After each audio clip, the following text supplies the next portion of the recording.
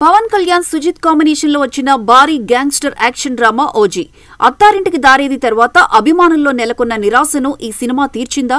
ఇటీవల వచ్చిన హరిహర వీరమల్లు ఆశలు నీరుగార్చిన ఓజీపై పెట్టుకున్న అంచనాలను అందుకోగలిగిందా? ఈ రివ్యూలో చూద్దాం. Ojas గంభీరా alias OG. పవన్ కళ్యాణ్ జపాన్లో మార్షల్ ఆర్ట్స్ నేర్చుకుని అనుకోని పరిస్థితుల్లో ముంబైకి చేరుకుంటాడు.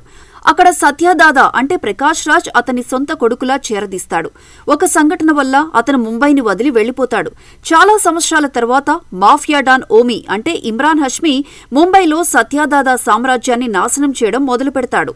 ఈ సమయంలో ఓజీ మళ్లీ ముంబైకి తిరిగి వస్తాడు. ఓమీ ఎవరు? అతనికి సత్యదాదాపై ఎందుకంత పగ? ఓజీ తిరిగి వచ్చి ఎలా పోరాడాడు? ప్రియాంక మోహన్ పాత్ర కథలో ఎలా భాగమైంది అనేది మిగిలిన కథ. దర్శకుడు సుజిత్ స్క్రీన్ ప్లేతో సినిమాను ఆసక్తికరంగా నడిపించాడు. పవన్ కళ్యాణ్ చుట్టూ కథను అల్లి అతని స్టైల్, యాక్షన్తో అభిమానులకు జోషిచ్చాడు.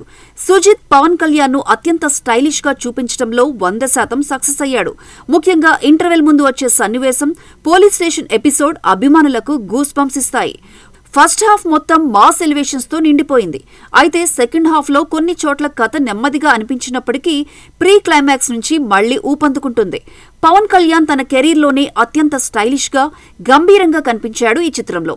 యాక్షన్, ఎమోషనల్ సన్నివేశాల్లో అద్భుతంగా నటించాడు.